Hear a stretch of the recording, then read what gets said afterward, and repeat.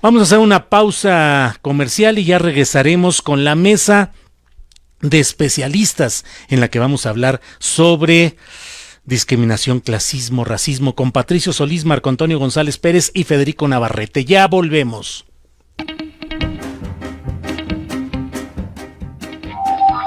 Radio Centro 97.7. De Radio Centro. Desde Radio Centro.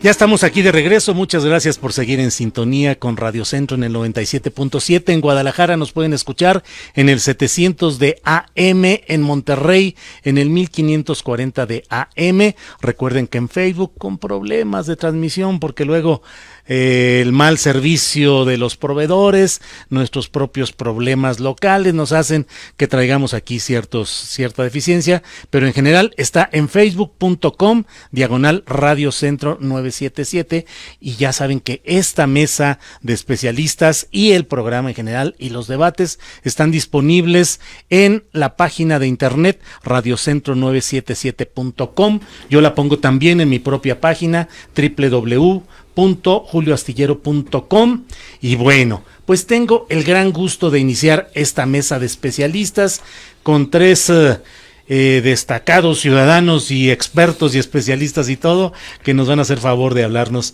sobre clasismo, racismo y discriminación. Marco Antonio González es doctor en Psicología Social por la Universidad Autónoma de Madrid, es miembro del Sistema Nacional de Investigadores y profesor de tiempo completo en la UNAM, con varias publicaciones sobre el tema. Marco Antonio, gracias por estar aquí. Muchas gracias, Julio, por invitarme. Gracias. El doctor en Sociología, Patricio Solís, es doctor por la Universidad de Texas en Austin, académico y profesor investigador del Centro de Estudios Sociológicos del Colegio de México. Actualmente dirige la revista Estudios Sociológicos del Colegio de México y coordina un proyecto de investigación sobre discriminación étnica, racismo y desigualdad social en México. Patricio, bienvenido. Muchísimas gracias. Gracias. Y está Federico Navarrete, quien es doctor en estudios mesoamericanos, investigador del Instituto de Investigaciones Históricas de la UNAM y autor de libros como México Racista y el alfabeto del racismo mexicano. Señores, lo que ustedes gusten decir, como lo quieran decir, yo aquí no soy más que un humilde bachiller con la esperanza de que pueda haber, que ayudemos a que quienes nos escuchan tengan una mejor comprensión de estos asuntos que luego suelen ser tan complicados. Pero lo primero, ¿México es verdaderamente racista o no? Porque uno le pregunta a la gente y todo el mundo dice que no, y todo el mundo dice no, pues porque es racista, claro que no, aunque en sus conductas y en sus actitudes vemos cosas distintas. ¿Racista México? Pues efectivamente, yo creo que Patricio existen, Solís, sí, perdón. gracias.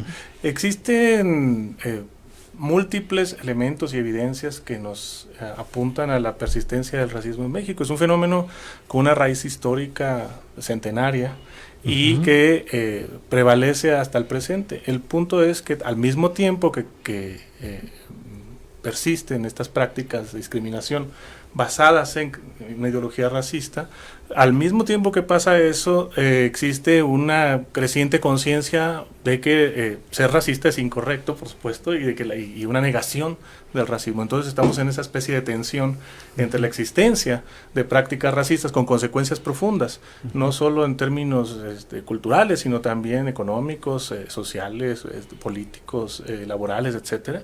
Sí, la existencia de esto y de su negación, esa es la contradicción que sobre la cual tenemos que trabajar. Marco Antonio González, ¿México es racista o no? Pues yo considero, y bueno, hay evidencias de que así es, de que México es no solamente un país racista, sino un país discriminador en el más amplio sentido de los grupos sociales. Esta es una cuestión cultural, histórica.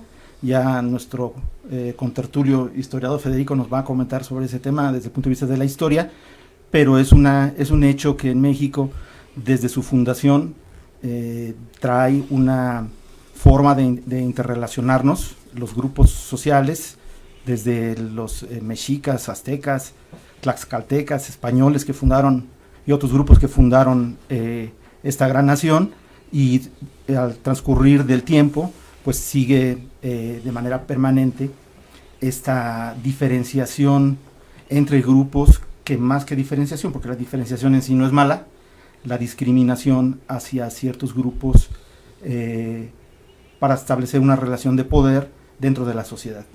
Federico Navarrete, pues el título de tu libro es México racista precisamente, así es que más bien te pregunto, ¿de dónde viene todo esto? Bueno, pues realmente, como ya señaló Mario, el racismo el mexicano es a la vez muy viejo, tiene 5 siglos, justamente en 1519 quizá celebremos su quinto centenario, que es, o sea, finalmente la distinción que se hace en nuestro país entre criollos, españoles, blancos, indios, negros y mestizos, surgió a partir de la conquista en el siglo XVI y ha sido fue la base de la estructura social colonial durante 300 años, y por más que el liberalismo en el siglo XIX, después de la independencia, creó esta idea de la ciudadanía universal, se preservaron muchas de las prácticas discriminatorias y de la estratificación social que existía de tiempos coloniales. Y por otro lado, también es muy nuevo, o sea, porque por ejemplo el racismo de hoy se reproduce con gran eficacia y se viraliza en las redes sociales. Quizá el gran escaparate del racismo mexicano hoy desde hace varias décadas son los medios de comunicación, o sea, la televisión, la publicidad, pues francamente, o sea, son más racistas que la de Sudáfrica en el apartheid. O sea, ahí sí hay... El prototipo blanco, la belleza occidental, ¿no? Se excluye sistemáticamente a personas que se parezcan al 80% de la población mexicana.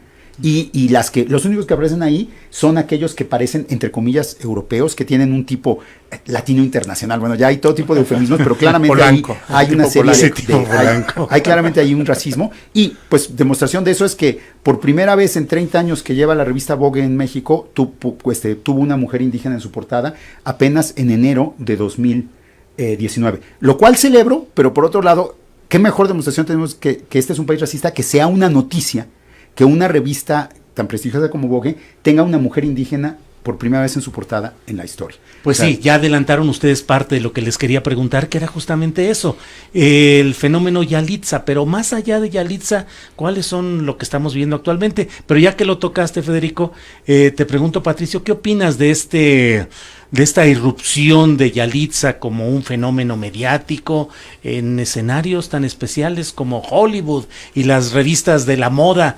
siempre pobladas de esa figura tradicional del totalmente palacio, el prototipo Polanco? ¿Será solo una moda para aprovechar? ¿Es un lavarse la cara también todo este tipo de medios y de revistas? ¿O realmente podemos esperar un cambio en la actitud de los mexicanos? Mira, me parece que es un fenómeno sumamente relevante. Es relevante desde varias perspectivas. O sea, lo puede propiciar o la propia irrupción de Yalitza a estos ámbitos en los que tú señalas, en donde ámbitos que han sido negados históricamente para las personas pertenecientes a pueblos indígenas, ya marca una ruptura y nos obliga a la reflexión, y justamente lo que hace también es que despierta también expresiones racistas y expresiones de rechazo, al mismo tiempo que expresiones de apoyo. Pero lo que yo diría, cuando la segunda parte de tu pregunta, cuando tú dices qué posibilidades existen de que esto propicie o impulse un cambio cultural o de reflexión, yo creo que es muy importante situar los problemas de racismo y la discriminación que se está detrás de él. Más allá del ámbito cultural. Es decir, sí es un problema que se basa en una ideología que plantea que ciertos grupos sociales, en función de rasgos esenciales, biológicos, genéticos y en algunos casos de ascendencia de sangre, vamos a decirlo así, tienen superioridad sobre otros, ¿sí? Pero esa ideología está apoyada al mismo tiempo en un orden social. Claro. Un orden social que es una estructura de poder, en relaciones de poder diferenciales. Entonces, sí, un fenómeno como el de Yalitza nos obliga a cuestionarnos esa ideología, pero la pregunta yo creo que es vigente. ¿Es suficiente con la aparición de Yalitza o que de allí venga una serie de, digamos, una mayor apertura en los medios de comunicación, en esos medios, en esa televisión, en ese cine, en las agencias de modelos, a personas que tienen, digamos, rasgos físicos racializados como indígenas? ¿Será suficiente esto para el cambio social que se necesita? Y yo pienso que ahí hay un límite, y el límite está en que si no se logra hacer la transformación de las relaciones de dominación y las relaciones de poder que están detrás, pues las posibilidades de transformación son mínimas, ¿no? Marco Antonio Solís, Marco Antonio González, es que estoy con Patricio Solís, Marco Antonio González, si ya te sentiste, sí, ¿verdad? Ibas a empezar aquí, pero recuerda, esto hay una hipocresía en la conciencia de los mexicanos. ¿Qué es lo que predomina de veras? ¿El reconocimiento a Yalitza o la doctrina Goyri de pinche India que simplemente responde con el sí señor y sí patrón? Hay hipocresía dentro de nosotros, y en el fondo, nuestro mayor arraigo está con la doctrina Goyri, aunque no lo reconozcamos. Pues yo creo que la aparición de Yalitza fue aprovechada principalmente por medios de comunicación extranjeros, que fueron los primeros que le dieron esa visibilidad, porque encontraron en ella un personaje.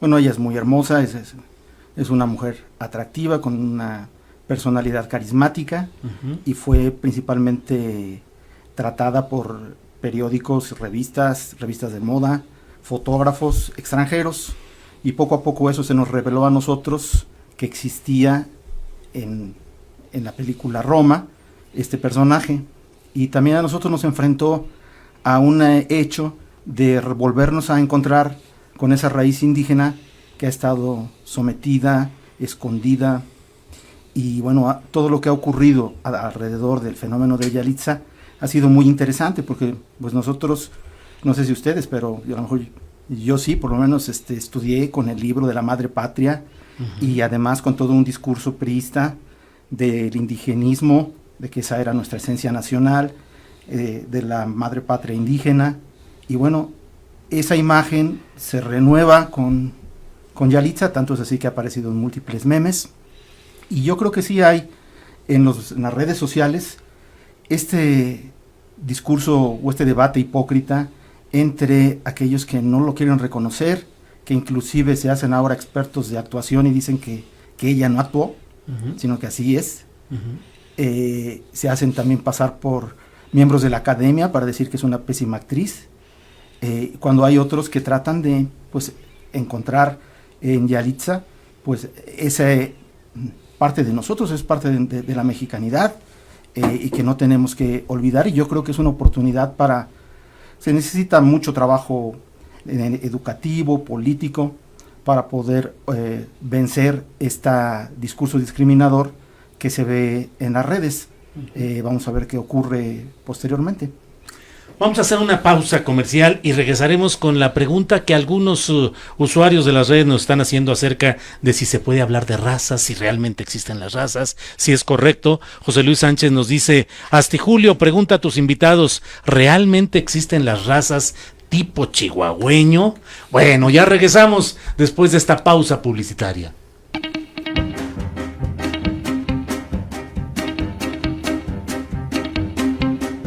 Multilínea 5259-1197.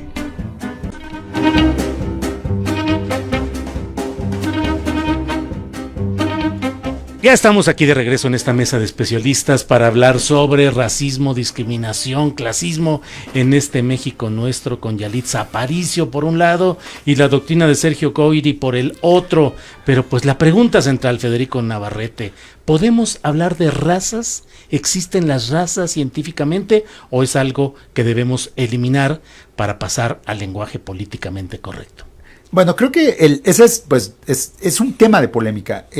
Digamos que si me hubieras preguntado esa pregunta hace 10 años, hubiera dicho no, las razas no existen, porque claramente la biología ha determinado que las diferencias entre los diferentes grupos humanos no son suficientemente grandes para clasificarlos en subespecies, que serían lo que son las razas. O sea, que las diferencias de capacidad intelectual, de actitudes morales, de aptitudes físicas entre una persona originaria de África, una persona originaria de Europa o una persona originaria de América, por dar un ejemplo, no son tan grandes como para que los puedas distinguir claramente. Entonces no existirían, o sea, yo sigo convencido que no existen esas diferencias. Ahora, por otro lado, en los últimos años, la genética ha demostrado que sí hay ciertas características que se heredan, que la gente de origen de África, por ejemplo, tiene ciertas predisposiciones a la anemia, que es una adaptación que tuvieron para combatir el paludismo, que la gente de origen europeo tiene mayor riesgo de ciertos cánceres, que la gente de origen amerindio tiene una mayor predisposición a la diabetes, y eso le ha dado un nuevo impulso a la idea de que existen diferencias biológicas entre los seres humanos. Pero finalmente es una cuestión estadística, o sea, no hay suficiente diferencia como para que pueda hacer uno estas como compartimentos separados, para que pueda uno hacer generalizaciones, es decir, los blancos son tal y tal, no, siempre va a haber blancos que no van a hacer eso, o los negros o los indígenas. Entonces, en ese sentido, yo sí creo que pese a lo que muestra la genética de que sí, en efecto, hay características heredables que tienen que ver con el origen continental, eso no constituye razas.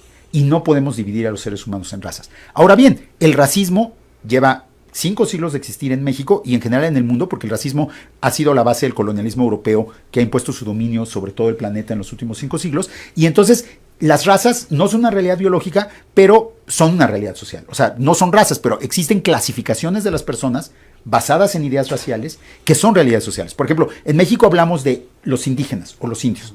Y ellos no son realmente racialmente o genéticamente tan diferentes del resto de la población, pero sí han sido clasificados aparte, han sido muchas veces segregados, se les ha negado el acceso a servicios públicos, tal, de manera que se les ha racializado, es decir, se les ha convertido en un grupo que es discriminado y diferenciado en función de una supuesta diferencia racial. Supuesta, la diferencia. La realidad de la discriminación y la exclusión es completamente real. Lo mismo se podría decir con las personas de origen africano, y ahí es aún peor, ¿no? Porque ahí lo que simplemente negamos su existencia, ¿no? O sea, en México, por ejemplo, nadie recuerda que en México durante el periodo colonial llegaron más personas de África que personas de Europa. Cuando hablamos del mestizaje mexicano y decimos europeos e indígenas, nos olvidamos que el mestizaje mexicano en todo caso fue mucho más africanos e indígenas que con europeos. Porque aparte, históricamente, los grupos de origen europeo en México nunca les ha gustado mezclarse con el resto de la población, porque justamente como grupos privilegiados, pues se quieren mantener aparte del resto de la población. Entonces, lo que ha habido después de 5 siglos de prácticas discriminatorias basadas en ideas racistas, lo que sí hay es diferencias sociales, no biológicas, sociales y culturales entre los grupos. Lo mismo valdría para la Sudáfrica del apartheid o para la Alemania nazi, ¿no? O sea, es una cuestión de política, de poder, de poder económico, de poder político, de acceso a la participación política, de acceso a las instituciones públicas. Eso es lo que es el racismo.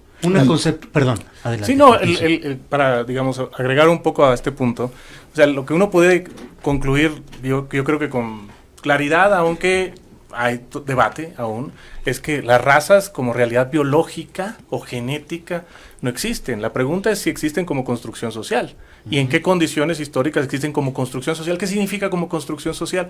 Pues como identidades que son asignadas a ciertos grupos y que en algunos casos son autoapropiadas por los grupos y reconstituidas, ¿sí? Y que se constituyen y que tienen consecuencias, en la percepción que tienen las personas de la posición social de los grupos sociales en una jerarquía social. Entonces, racismo sin duda existe. ¿Existen razas como construcción social? Pues es una pregunta que, de hecho, creo yo, y que no tenemos todavía bastante clara, en qué medida existen esta construcción de identidades en distintas regiones del país, en distintos ámbitos sociales. Lo que sí es cierto es que, y lo decía Federico hace rato, lo que sí existe es una tendencia a racializar ciertas diferencias étnicas, es decir, se concibe, por ejemplo, los grupos indígenas, en general se les concibe como una raza aparte, y también la construcción de la, digamos, ideología del mestizaje es una construcción que explícitamente es racial, es decir, el mestizo es una raza que mezcla el español y que mezcla el indígena. Esto tiene consecuencias sociales en términos de la construcción de, vamos a decirlo, imaginarios raciales en la población que lo que propician es clasificaciones. Y una cosa que es bien importante, digamos, poner sobre la mesa es que estas caracterizaciones raciales, para llamarlo así, trascienden la división indígena-no indígena. Es decir, van más allá de eso. Sí. Es decir, hay que están basadas en cómo las personas son identificadas en función de rasgos físicos racializados. Entonces tenemos enormes diferencias y desigualdades en función, por ejemplo, de cuestiones como el tono de piel o en general los rasgos físicos racializados indígenas, pero incluso en las ciudades o entre personas que no se clasifican ni se consideran indígenas. Es decir, el racismo trasciende, el racismo mexicano trasciende la división indígena-no indígena. ¿Sí? Es un continuum. Sí, ¿sí? yo ahí añadiría que inclusive, o sea, el racismo contra los pueblos indígenas es algo que ya se ha reconocido ya desde hace un poco, sobre todo a partir del levantamiento zapatista en 94, y que ha habido esfuerzos. Yo creo que aparte hay un consenso social mayoritario en contra de ese racismo. En cambio, el racismo que se ejerce entre los así llamados mestizos, ese, para empezar, no se reconoce, ese sí es realmente hipócrita, y ese es el que afecta a un grupo mayor de la población. O sea, no estoy menospreciando el efecto de la discriminación sobre los pueblos indígenas, pero finalmente los mestizos morenos, por así llamarlos, que aparte no es solo porque sean morenos, es porque generalmente tienen una cultura más campesina, menos urbana, no tienen acceso a, pues, las escuelas más prestigiosas, no hablan mal. Esta idea de que la gente habla mal o habla bien, que tanto se usa ahora para denostar a ciertos políticos. Todo eso es una forma de racismo, de discriminación contra la inmensa mayoría de la población mexicana. O sea, estos mestizos que son discriminados, esos sí son 60-70% de la población. Y en todos los aspectos son discriminados. Marco Antonio González, tu opinión, por favor. Sí, gracias. Bueno, yo veo aquí varios temas muy interesantes. Uno de ellos es que tiene que ver con este racismo histórico. Ya Bonfil Batalla, en su libro del México Profundo, trata el tema acerca de la discriminación y el racismo, y cómo este racismo ideológico, discriminación ideológica, en México históricamente ha venido acompañada de una reproducción biológica, donde hay grupos que pretenden reproducirse en ese fenotipo, y que son los grupos poderosos en el país, o sea, alemanes o europeos, españoles o libaneses, y bueno, ese es un tema, porque ese es la discriminación más profunda que existe, o el racismo más profundo, cuando también no se da posibilidad a un mestizaje que nos dé posibilidades de integración de grupos. En México eso no se ve. Y bueno, y por otro lado, aquí sería pertinente hablar de que no todos los indígenas o los mestizos son discriminados si tienen algo importante para la sociedad o para los grupos poderosos, que es dinero o estatus. Entonces, otro elemento que yo creo que es importante tomar en cuenta en la discriminación social en México es el ingreso, o la pobreza, o la riqueza. O sea, un indígena o una persona mestiza con rasgos indígenas, que se ponga o que vista o que traiga coche o que traiga un Audi, no va a ser tan discriminada, o por lo menos de manera superficial o abierta, como ocurre con otros grupos que no tienen dinero y que viven en la pobreza. Bueno, yo nada más recordaré la anécdota de un querido amigo de Monterrey, cuyo padre era originario de Michoacán y era claramente una persona de origen indígena. Hizo una maestría en Oxford, y pues, me emigró a Monterrey, luego salió a estudiar a Oxford, y pues gracias a su maestría en Oxford consiguió una posición social relativamente acomodada. Pero cuando iba a las reuniones de los ejecutivos de la empresa en que trabajaba, era muy frecuente que la gente dijera, mira este pinche indio, y le diera la espalda y no hablara con él, o que le dijeran, ¿por qué no me traes otra copa? Ya se me acabó mi highball. Claro. Así, y entonces, finalmente, gracias a su maestría en Oxford, pudo ascender socialmente, pero vivió una vida cotidiana de lo que ahora se llama en Estados Unidos microagresiones, o sea, de la gente que le marcaba que claramente no pertenecía a ese espacio por su color de piel. O sea, había logrado entrar por sus méritos, por su ascenso social, pero el hecho de que tuviera un color de piel que no era el de la mayoría de las personas que estaban en los círculos de privilegio, claro, lo marcaba y lo hacía objeto de una agresión particular. Sí. Comentar, el punto ahí es que es muy interesante el tema, y de hecho está el título de la mesa, clasismo, racismo, ¿de qué estamos hablando? ¿Sí? Yo creo que, por supuesto, es difícil hacerlas separar analíticamente, uno lo puede hacer, pero en la práctica, ¿qué ocurre? En la práctica lo que ocurre es que, y a mí me gusta ponerlo de esta manera, o sea, el racismo tiene dos caras. Tiene una cara histórica, de acumulación histórica, y tiene una cara de discriminación presente.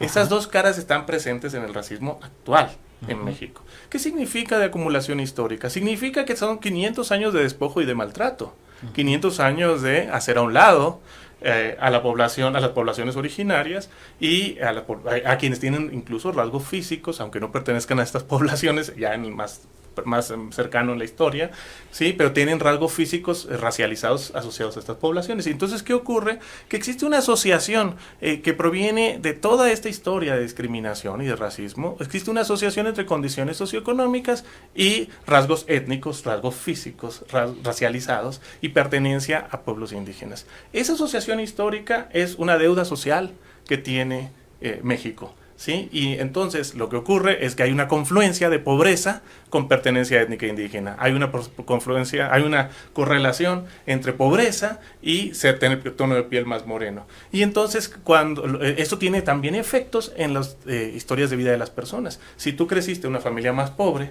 pues entonces tus oportunidades de movilidad social ascendente son más bajas porque disfrutas de menos recursos en tu proceso de socialización, las escuelas a las que vas, la gente con la que te mueves, etcétera, etcétera. Esa es una parte.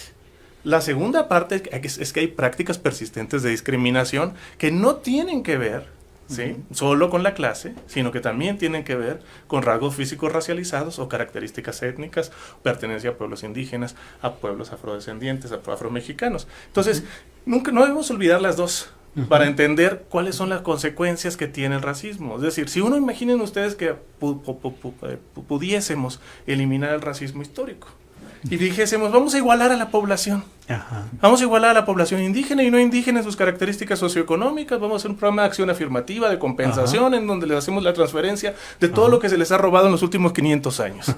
¿Qué pasaría? ¿Se acabaría con el racismo? No terminaría, porque el otro componente, el componente de discriminación presente y de racismo presente sigue ahí. Y viceversa. Si eliminamos la discriminación y el racismo presente, las mismas condiciones históricas acumuladas van a hacer que en 1 o 2 generaciones tengamos otra vez una reversión de características. Entonces, esos dos elementos son los que son claves para entender el racismo mexicano. Por eso siempre estamos lo decía Federico hace rato, ¿no? Tiene un componente histórico y tiene un componente actual, pero los dos están fuertemente entrelazados. Vamos a hacer una pausa para fines comerciales y regresamos con Marco Antonio González. Disculpa, pero serás el que vuelva en la mesa después de esta pausa comercial. Gracias.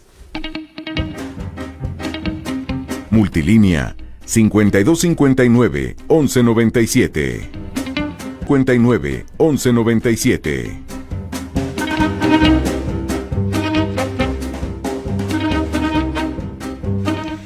Ya estamos de regreso justamente con Marco Antonio González, doctor en psicología social, que quería va a abundar sobre este tema en el cual estamos hablando. Sí, es que yo quería comentar a propósito de la última intervención, que es importante que reflexionar acerca de si alguna vez en México se ha llevado a cabo una campaña educativa, política, mediática para acabar o disminuir con la discriminación y el racismo. Y bueno, desde mi punto de vista eso no ha existido. A lo mejor algún mensaje, pero no ha habido una campaña política, un programa de acción política que esté orientado a acabar con este problema social. Nosotros hicimos una investigación, la UNAM, con el Tecnológico de Monterrey y algunas otras universidades sobre discriminación en jóvenes de bachillerato. Y lo interesante que encontramos, algunos datos que encontramos ahí, es que los jóvenes consideran que han sido educados en la discriminación en todos los agentes socializadores con los que interactúan, empezando en la casa. El papá, la mamá, la familia les enseña a categorizar y a despreciar a ciertos grupos que son diferentes, en la iglesia, en la escuela, en los medios de comunicación. Entonces yo sí creo, y los mismos jóvenes dicen, cuando se les pregunta si algún día acabará la discriminación en México, ellos dicen o que eso es imposible o que será muy difícil. Entonces, desde mi punto de vista, pues lo primero que hay que hacer es hacer visible este problema y que existan campañas educativas, campañas sociales y mediáticas para enseñar en la diferencia, para educar a la gente a entenderse, a los grupos, a los diferentes grupos, porque este problema, pues, yo creo que es el problema social más complejo que vivimos en el país. Ahora, en esta pausa comercial hablábamos, yo les comentaba de qué tanto esa figura de la discriminación, del racismo, está siendo penetrada, infiltrada, deteriorada, erosionada por la figura triunfal del narco poderoso que con una vestimenta y una escenografía a veces grotesca, exagerada, de colores y de todo lo que implica esto, pero sin embargo han ido ganando presencia en las élites que han tenido que irse doblando ante el terrible poder del dinero y de la agresividad de esos grupos que originalmente no tendrían mayor acceso a esos niveles de élite, pero van entrando por ahí. Federico, ¿cómo ves esta idea? Pues es algo, realmente el fenómeno del narco es tan opaco realmente, porque finalmente es gente que trabaja, digo, suponiendo, yo ahí me suscribo un poco a las ideas de Osvaldo Zavala, ¿no? De que él cuestiona realmente que existan estas figuras míticas de los grandes narcotraficantes y los carteles, y él propone que en realidad eso es una fachada creada por una lógica de gobierno que no tiene tanto que ver con el tráfico de drogas, sino tiene que ver con el control territorial, con el despojo de poblaciones, con la utilización de trabajo forzoso de personas, con la esclavización virtual, con el tráfico de mujeres, con una serie de cosas, ¿no? Entonces realmente yo no sé hasta qué punto los narcos son una figura ahí folclórica con la que nos quieren tapar el ojo al macho, pero lo que es un hecho es que la violencia en México afecta mayoritariamente a las personas más pobres y a las personas de piel morena, y que en particular el grupo demográfico más afectado por la violencia son los jóvenes, en su mayoría indígenas, que no tienen educación, que están entre los 15 y los 25 años. Los trabajos de José Merino del CIDE han mostrado eso, ¿no? Entonces realmente yo te diría que este fenómeno de la imaginaria guerra contra el narcotráfico, lejos de exaltar a grupos, lo que ha llevado es a una masacre sistemática de los grupos más pobres y más con la piel más oscura de la población. Como prototipos, Patricio Solís, ¿qué tanto se está exaltando esa figura de los narcos y qué tanto está doblegando a esas élites reacias a aceptarlas? ¿Cuáles son? Porque hay las series de narcos y los personajes y todo esto. Pero la pregunta, Julio, es ¿cuál es la imagen que se genera en los medios, en las series televisivas, etcétera, etcétera, del narco? Para mí la figura dominante del narco y del narco exitoso es mestizo. Es un mestizo, claro, no es una persona indígena. Claro. Y comentábamos ahora el caso de Tenoch, que va a representar, que representa a Caro Quintero en la serie Narcos, pero curiosamente Tenoch Huerta es representado en la serie como un personaje que es impulsivo, que comete errores, que en última instancia casi se le representa como el responsable de la caída del cártel de Guadalajara, creo que es el cártel de Guadalajara, el que está siendo representado ahí. No estoy tratando de sacar más conclusiones de las que uno tendría que hacer, pero en última instancia mi respuesta para ti en ese sentido es que no es, o sea, el vínculo del narco con los pueblos indígenas o con las personas de piel morena, oscura, o que se forman parte de este binomio moreno-pobre, no está ahí. El narco es el mestizo que no logra, a través de vías socialmente aceptadas y legítimas, movilidad social ascendente, que a través del crimen logra esa movilidad y el reconocimiento social, pero no es una figura indígena. Entonces yo creo que en todo caso lo que hace es que reforzar esta idea, incluso de una manera un tanto bizarra, de que no puede haber un narco indígena triunfador. Y por otro lado, yo creo que la criminalización, que es uno de los, o sea, la manera en que desde que se declaró esta imaginaria guerra contra el narcotráfico en 2006 en adelante, el gobierno ha criminalizado a sectores crecientes de la población y los ha sometido a todo tipo de violaciones de los derechos humanos, desaparición forzosa, asesinato, todo eso, tiene un fuerte componente racista. O sea, cuando vemos los estereotipos del criminal, ahí sí, el criminal suele tener la piel más morena, el criminal suele ser indígena o mestizo pobre. Claro. Entonces, en ese sentido, yo creo que, o sea, si hiciéramos el balance de esta guerra de 12 años, realmente no ha significado que los grupos tradicionalmente excluidos hayan conquistado posiciones. Más bien, ha significado que la vulnerabilidad de esos grupos, que antes eran discriminados en términos económicos, educativos y de salud,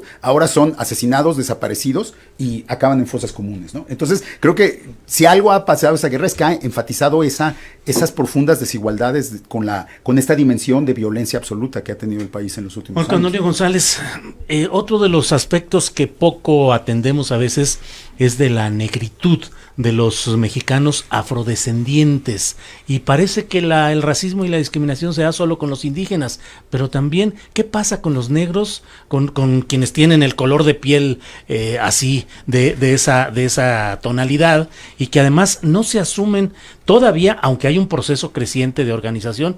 Pero ¿qué pasa con los negritos sandía de México? Bueno, volviendo otra vez a la investigación que nosotros realizamos, que una de las preguntas es una asociación de palabras. Preguntábamos qué era el racismo, y lo primero que decían los jóvenes eran negros, y eran mexicanos de 10 lugares de todo el país, y para ellos el racismo es la negritud. Sin embargo, pues... y se da en Estados Unidos. Y se da en Estados Unidos, sí, no es aquí como en un México, estereotipo, ¿no? pero no en México. Y la historia de la negritud de los afromexicanos en nuestro país, pues obviamente esa ha sido una historia oculta, muy interesante. Hay una población importante en Oaxaca, en Guerrero, y bueno, ya lo comentaban, se está retomando la importancia de estos grupos que además traen raíces africanas directas. Y pues empezó a salir, que yo recuerde, con algunos jugadores de fútbol, que eran Melvin Brown, que fue el primero, y algunos otros boxeadores de Guerrero, y creo que es una historia que se tiene que recuperar, que es una historia olvidada, o que no se quiere ver, sobre los mexicanos negros. Que ahí están, Memín Pinguín en el escenario de nuestras historietas infantiles, ya no tan conocido por las nuevas generaciones, pero ahí está, ¿no? Mira, una cosa que es interesante es esto, con respecto a las poblaciones afromexicanas.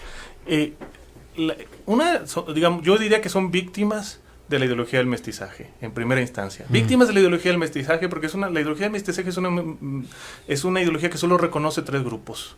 ¿Sí? Los indígenas, para México, los indígenas, los blancos y los mestizos.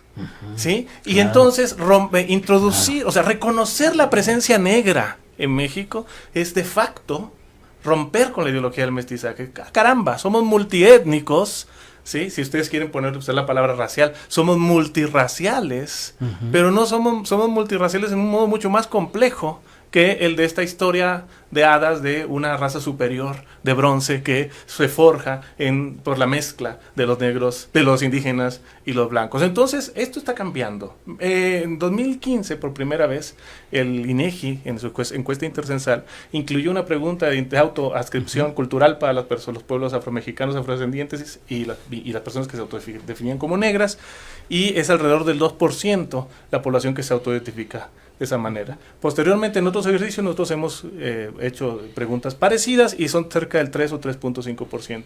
Y al aparecer y al visibilizar estos grupos, lo que surge es la enorme desigualdad. Simplemente voy a presentar 2 datos a este respecto. Fíjense ustedes, según el Módulo de Movilidad Social Internacional 2016, levantado por INEGI, lo que tenemos es lo siguiente. Con respecto a las personas que se autodefinen como blancas y mestizas, las mujeres, con respecto a las mujeres que se autodefinen como blancas y mestizas, las mujeres que se autoclasifican, ¿sí?, como negras o mulatas, tienen 93% mayores probabilidades de permanecer en el 20% más pobre de la población. Casi el doble de chances de permanecer en la pobreza.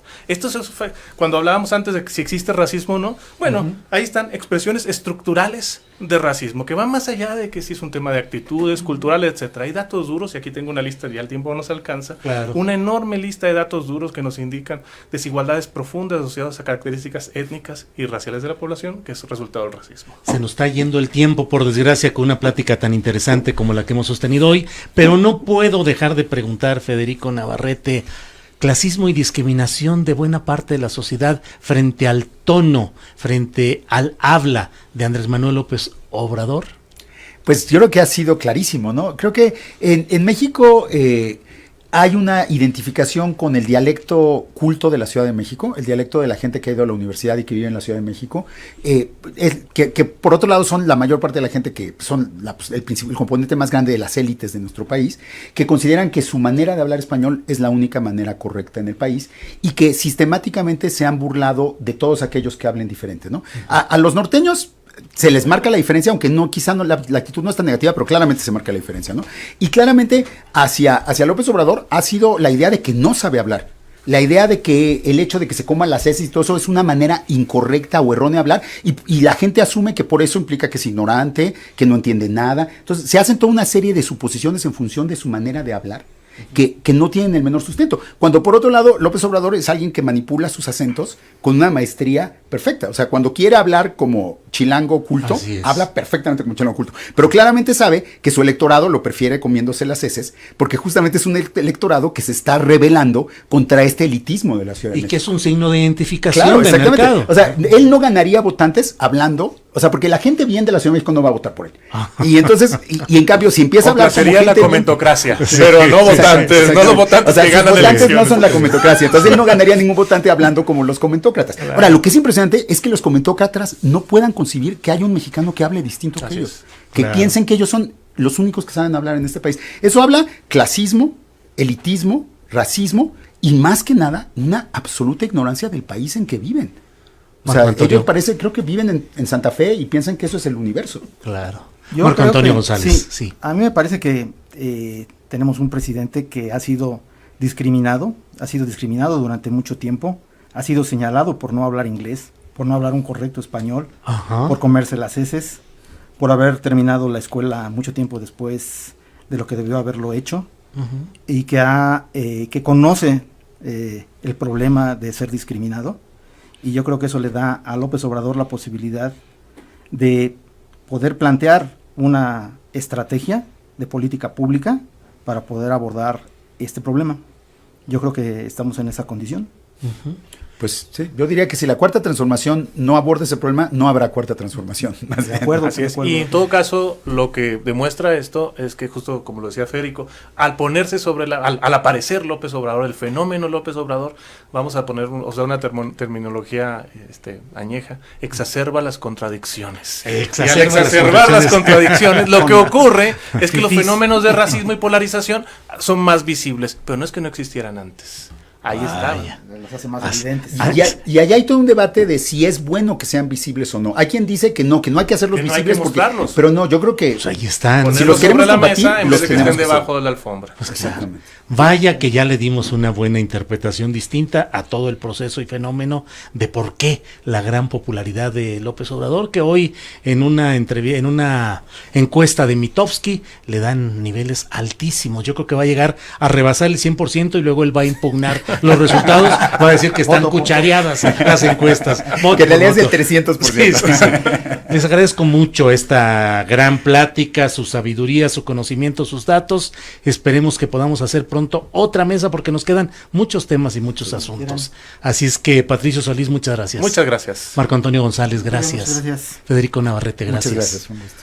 Bueno, pues vamos a hacer una pausa y ya volvemos para cerrar este programa con Deportes con Carlos Albert. Gracias.